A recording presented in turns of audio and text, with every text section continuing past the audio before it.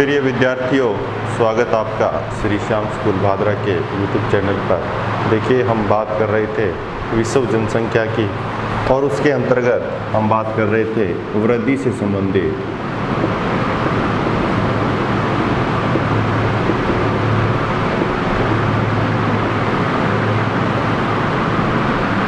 जनसंख्या वृद्धि।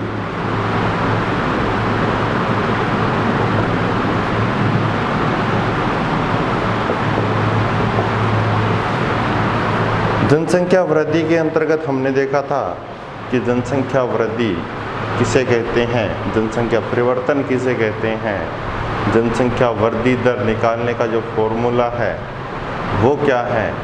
ये सारी की सारी बातें हमने डिस्कस की थी। कितनी जनसंख्या वृद्धि दर वर्तमान में भारत देश की है, और उसके बाद में हमने देखा था ऐतिहासिक दृष्टि से देखें, प्राचीन समय की बात करें जहाँ से मनुष्य का उद्भव एवं विकास हुआ है, वहाँ से देखें तो जनसंख्या वृद्धि दर में क्या क्या परिवर्तन आए हैं उनकी बात हम कर रहे थे, जिसमें हमने एक काल की बात की थी, प्राग ऐतिहासिक काल।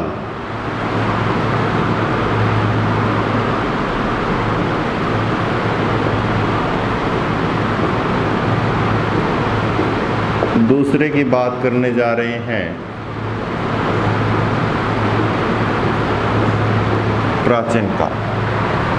प्राचीन काल का अगर हम समय माने तो हम मान सकते हैं 6000 ईसा पूर्व।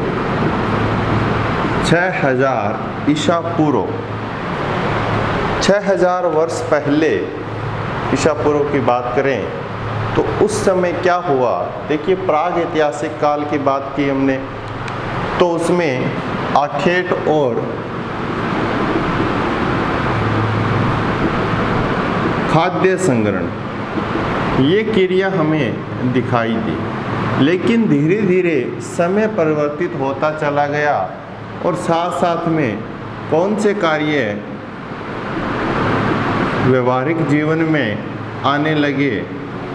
कृषि व पशुपालन धीरे धीरे क्या हो गया, आरंभ हो गया। आखेट व जो खाद्य संग्रहण था इससे पहले वाले काल में, वो धीरे धीरे किसमें तब्दील होता चला गया, कृषि व पशुपालन में तब्दील होता चला गया। कृषि और पशुपालन करने के साथ साथ में लोगों का जो जमाव था वो धीरे धीरे क्या होने लगा, बढ़ने लगा। धीरे धीरे कौन से क्षेत्रों में बढ़ने लगा ये हम देखेंगे। देखिए, जो प्राचीन काल की बात की हमने, उस समय कहाँ पर जनसंख्या अधिक वृद्धि हुई थी वो बात कर रहे हैं। एक तो हुई थी पूर्वी एशिया। पूर्वी एशिया हमने देखा था चीन के क्षेत्र में, जापान के क्षेत्र में, कोरिया के क्षेत्र में, वहाँ पर। दूसरी बात कर रहे हैं हम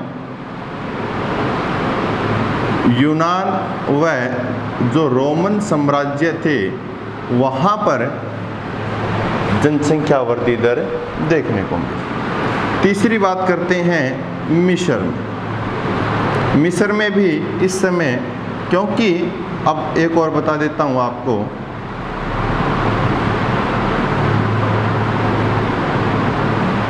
सिंधु नदी घाटी क्षेत्र, इन क्षेत्रों में जनसंख्या वृद्धि दर का जो कारण था वो क्या था, सिविलाइजेशन, सभ्यताओं का विकास था। इसलिए इन क्षेत्रों में जनसंख्या वृद्धि हुई थी। धीरे धीरे हमने कृषि का स्वरूप अपनाया, पशुपालन का स्वरूप अपनाया, नदी क्षेत्रों का उपयोग किया। नदी क्षेत्रों का उपयोग किस लिए किया, सिंचाई के लिए किया। तो धीरे धीरे लोगों ने क्या करना शुरू कर दिया, इन नदी घाटी के क्षेत्रों में निवास स्थान बनाना शुरू कर दिया, और इन्हीं नदी घाटी क्षेत्रों के आसपास से फिर धीरे धीरे क्या हुई, सभ्यताएं शुरू हुई। और इन्हीं नदी घाटी क्षेत्रों के समीप किसका विकास हुआ, नगरीय क्षेत्रों का विकास हुआ, इन्हीं नदी घाटी के क्षेत्रों। इस समय हम माने तो लगभग 20 से 30 करोड़ जनसंख्या विश्व में दिखाई देती है जब हम बात करते हैं प्राचीन काल की। ठीक है, तो ये परिवर्तन प्राचीन काल में हमें दिखाई दिया। अब हम एक काल और की बात करेंगे आगे।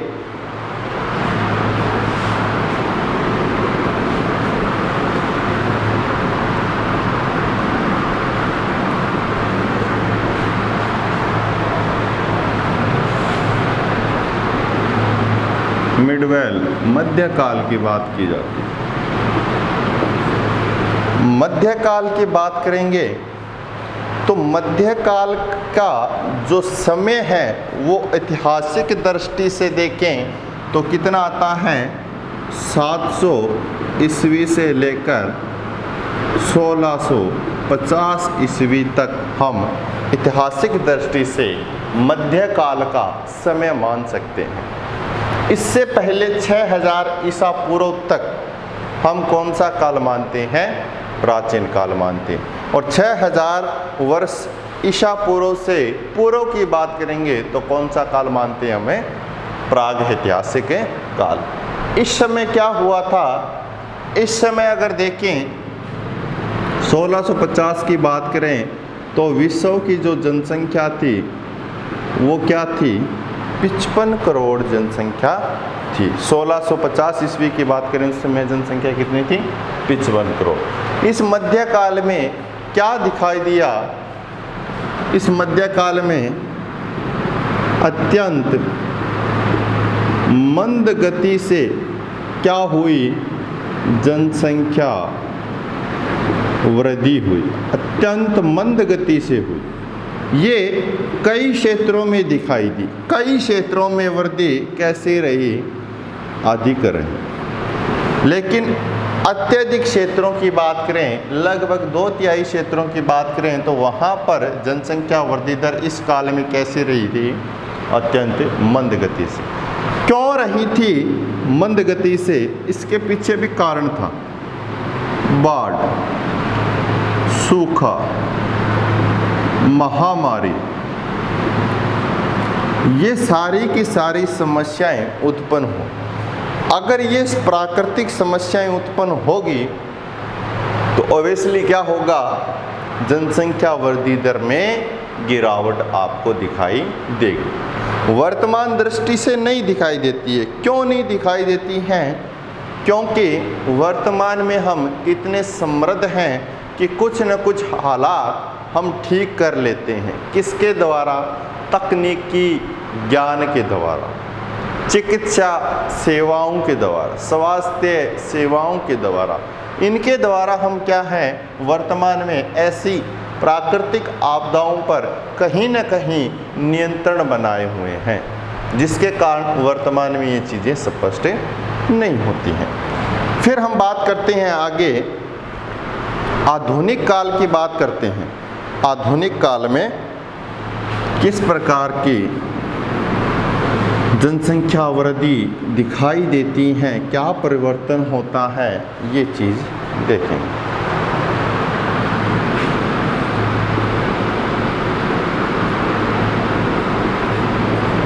आधुनिक काल का मतलब क्या हुआ, वर्तमान समय की बात कर रहे हैं हम। आधुनिक काल में वर्तमान समय की, आधुनिक काल का मतलब 1650 ईसा पूर्व से अब जो वर्तमान सत्तर चल रहा है वहाँ तक बात कर रहे हैं। किस काल की,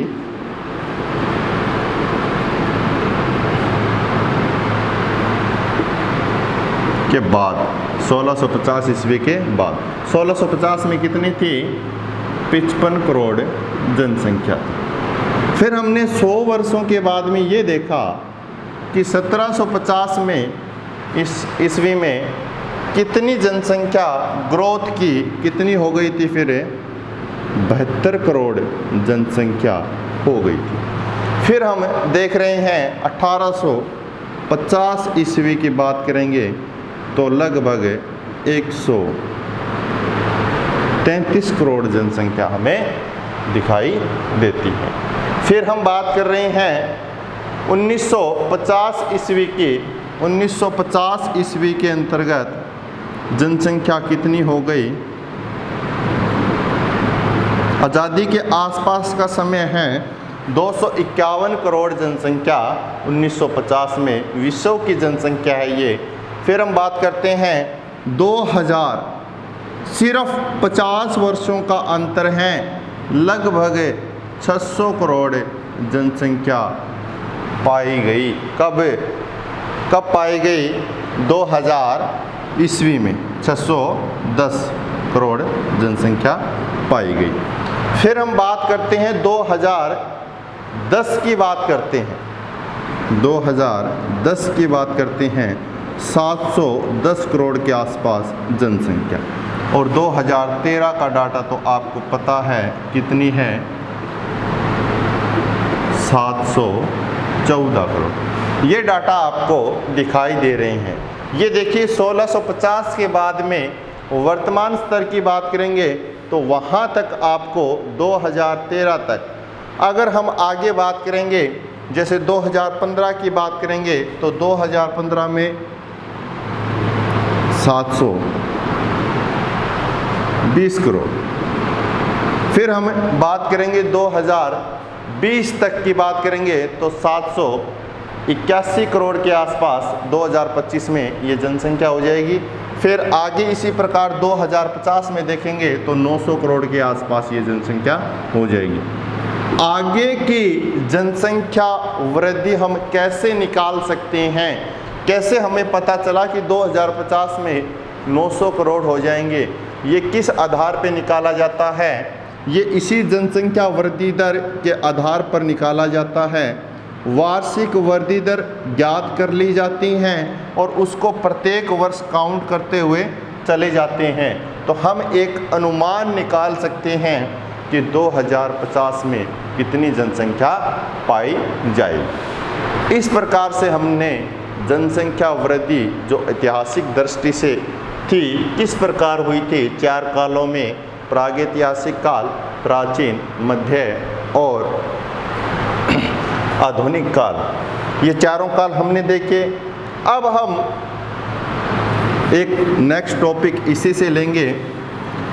जनसंख्या वृद्धि जो होती हैं उसके पीछे रीज़न क्या होता है, क्या कारण होते हैं जनसंख्या वृद्धि के, ये चीज़ें हम देखेंगे।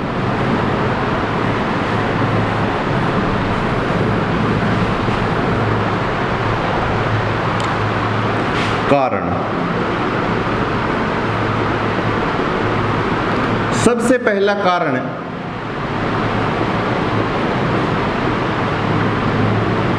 मृत्यु दर में गिरावट। देखिए जनसंख्या वृद्धि होती है, याद रखना जनसंख्या वृद्धि एक धनात्मक होती हैं, दूसरी ऋणात्मक होती हैं। धनात्मक में क्या होता है, ग्रोथ होती है, मतलब पहले 100 व्यक्ति थे अब कितने हो गए, 110 व्यक्ति। ऋणात्मक में क्या होता है, पहले 110 व्यक्ति थे या 100 व्यक्ति थे अब कितने हो गए, 90 व्यक्ति। ये क्या होता है, ऋणात्मक होता है। अब मृत्यु दर में क्या आई है, गिरावट आई है। तो इसमें से कौन सा फॉर्मूला लगेगा, मृत्यु दर में गिरावट आई है मतलब मरने वालों की संख्या क्या हो गई, कम हो गई। तो वृद्धि कैसी दिखाई देगी, धनात्मक दिखाई देगी। ये मृत्यु दर में गिरावट क्यों आई है विश्व में, मृत्यु दर में गिरावट किस कारण आई है, चिकित्सा सेवाएं जो हैं वो क्या हो गई, अब मजबूत हो गई। आप देख सकते हो जो स्वास्थ्य केंद्र हैं वो स्वास्थ्य केंद्र ग्रामीण स्तर के एरिए तक पहुंच चुके हैं, लेकिन आज से हम कुछ वर्ष पहले की बात करेंगे तो उस समय जो नगरीय क्षेत्र थे, शहरी क्षेत्र थे, वहीं हमें ये स्वास्थ्य केंद्र दिखाई देते थे, इसलिए लोग वहाँ पर पहुँच नहीं पाते थे और शीघ्र ही उनकी क्या हो जाती थी, मृत्यु हो जाती थी। लेकिन वर्तमान में क्या है, जो चिकित्सा सेवाएं हैं, स्वास्थ्य सेवाएं हैं, ये अधिक मजबूत हो गई हैं, जिसके कारण क्या हुआ है, जो मृत्यु दर थी वो मृत्यु दर में क्या हुआ है, गिरावट उत्पन्न हुई है। दो चीज़ें होती हैं, जन्म दर और मृत्यु दर। अगर दोनों समान रहती हैं तो उसको हम स्थिर अवस्था में मानते हैं। अगर मृत्यु दर कम है, जन्म दर अधिक है, तो वहाँ पर जनसंख्या वृद्धि कैसे मिलेगी, अधिक मिलेगी। अगर जन्म दर कम है और मृत्यु दर अधिक है तो वहाँ पर अत्यंत मंद गति से जनसंख्या वृद्धि दिखाई देती है या दिखाई भी नहीं देती है। हम कह सकते हैं वहाँ पर ऋणात्मक जनसंख्या वृद्धि हुई है। इस प्रकार से दूसरी बात करें हम, दूसरा जो पॉइंट है वो है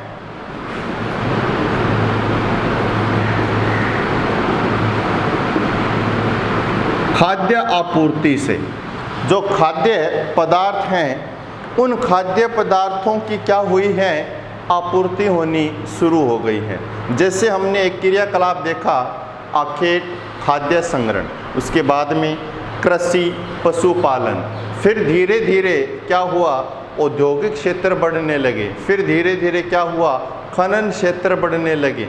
मतलब और जो कृषि की जाती थी उस कृषि के प्रकार में अंतर आना शुरू हो गया। कुछ कृषि जीवन निर्वाह के लिए की जाती थी, कुछ कृषि व्यापारिक क्षेत्रों को बढ़ावा देने के लिए की जाती थी। तो धीरे धीरे मानकर चलिए, पहले 1 बीघा में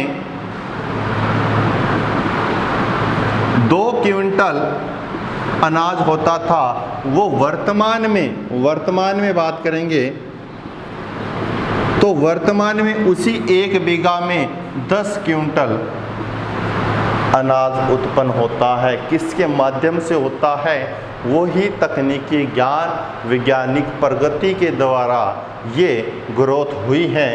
अब देखिए, पहले 2 क्विंटल थी, अब 10 क्विंटल हो गई हैं। तो प्रत्येक मनुष्य को खाद्य सामग्री उपलब्ध होनी शुरू हो गई और वो जो भूखमरी की समस्या थी, वो भूखमरी की समस्या क्या हो गई, कम हो गई। इसके कारण क्या हुआ, मृत्यु दर में जो गिरावट थी वो क्या हो गई, कम हो गई। और ये जो ग्रोथ हुई है अनाज की, ये किसके द्वारा, बेहतर सिंचाई के साधन आने लगे हैं, उन्नत तकनीकी बीज उत्पन्न हो गए हैं, हाइब्रिड बीज जिसको बोलते हैं, वो काम में लेने लगे हैं। फिर हम देख रहे हैं कि धीरे धीरे यांत्रिक कृषि की जाती है, गहन कृषि की जाती हैं, एक ही क्षेत्र में एक से अधिक फसलें भी बोना शुरू कर दिया है। तो ये सारी की सारी चीज़ें जनसंख्या वृद्धि को आधार बनाती हैं। अब देखिए तीसरा कारण,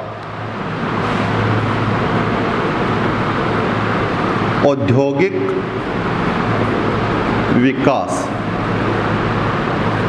औद्योगिक विकास के कारण क्या हुआ है, ये देखिए धीरे धीरे क्या हुआ, जो खनन क्षेत्र थे वो खनन क्षेत्र धीरे धीरे खुदाई होने लगी, उनकी खनन क्षेत्रों की खुदाई हुई तो उससे कुछ धातुएं निकलने लगी। धातुएं जैसे ही निकली तो उनको परिष्कृत करने के लिए क्या बनने लगे, उद्योग बनने लगे। खनिज हमें दिखाई दिया, खनिज से खनन कार्य हुआ और ये खनन कार्य किसको बढ़ावा दिया, उद्योगों को। उद्योगों ने फिर किसको बढ़ावा दिया, जो वस्तुएं बनी, फिर किसको बढ़ावा दिया, व्यापार को। और व्यापार जब हुआ तो किसकी आवश्यकता हुई, हमें परिवहन की आवश्यकता हुई। ये सारे के सारे क्षेत्रों का क्या हुआ, धीरे धीरे विकास होना शुरू हो गया। और विकास होना शुरू हो गया, लोगों को क्या मिलने लगा, लोगों को रोजगार मिलने लगा। जब लोगों को रोजगार मिलने लगा तो धीरे धीरे क्या हुआ, जितनी भी समस्याएं थी वो समस्याएं दूर होती चली गई और मनुष्य का एक परिपूर्ण विकास होना शुरू हो गया, जिसके कारण क्या हुआ, जनसंख्या वृद्धि में बढ़ोतरी होना शुरू हो गई। फिर हम एक कारक और देखते हैं, शांति व सुरक्षा। शांति व सुरक्षा। अब विश्व स्तर पर आप देख सकते हो, वर्तमान दृष्टि से देखें तो बिल्कुल शांति है। कहने का तात्पर्य ये है, मनुष्य को किसी प्रकार का कोई डर नहीं है, कोई खतरा नहीं है, हर जगह सिक्योरिटी मिली हुई है। जैसे हम अपने क्षेत्र में देखते हैं, प्रशासन हमारी शांति बनाए रखता है हमारे क्षेत्र में, और हमारी क्या करता है, सुरक्षा करता है। तो इससे हम बेखौफ अपना एक अच्छा कार्य कर सकते हैं। इसलिए मनुष्यों का जो जमाव है वो धीरे धीरे क्या हो गया, बढ़ता चला गया। उसके बाद में वैज्ञानिक प्रगति,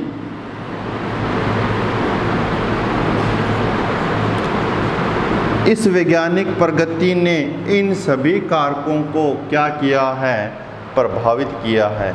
सबसे मेन जो कारण है वो ये है, धीरे धीरे जो अनुसंधान हुए हैं, शोध हुए हैं, उससे जो विज्ञान ने प्रगति की हैं, उस प्रगति के कारण नए नए आविष्कार हुए हैं। आविष्कार होने के कारण क्या हुआ है, जितने भी क्षेत्र थे ये सब क्षेत्र क्या हुए, विकसित होना शुरू कर दिया। और इसी तकनीकी ज्ञान के द्वारा मनुष्य अपना एक आरामदायक, एक सुखदायक जीवन व्यतीत कर रहा है। उसके बाद में लास्ट आपका पॉइंट आता है, ये भी बहुत महत्वपूर्ण है, माइग्रेशन, प्रवास। प्रवास क्या होता है, एक स्थान से दूसरे स्थान पर चले जाना। मान लो यहाँ जनसंख्या वृद्धि कम है और ये क्षेत्र एक बहुत विकसित क्षेत्र है, यहाँ पर लोग क्या करेंगे, दूसरे क्षेत्रों से यहाँ आना शुरू करेंगे। क्यों करेंगे, हो सकता है वो रोजगार के कारण आए हुए हैं, हो सकता है कि उस क्षेत्र में अशांति फैली हुई हो सकता है वहाँ पर युद्ध जैसी समस्याएं उत्पन्न हुई हो, इसलिए वो लोग एक स्थान से दूसरे स्थान पर चले जाते हैं और वहाँ की जनसंख्या वृद्धि को प्रभावित करना शुरू कर देते हैं। तो इस प्रकार से हमने देखा जनसंख्या वृद्धि के कारण। फिर हम आगे बात करेंगे इनकी समस्याएं कैसे आती हैं, अगर जनसंख्या वृद्धि दर हो जाती है तो समाधान कैसे निकालें। फिर हम बात करेंगे, एक सिद्धांत है जनसंख्या संक्रमण सिद्धांत, उस सिद्धांत की भी बात करेंगे। तो आशा करता हूँ कि आपको अच्छे से समझ में आएगा। Thank you very much. जय हिंद, जय भारत।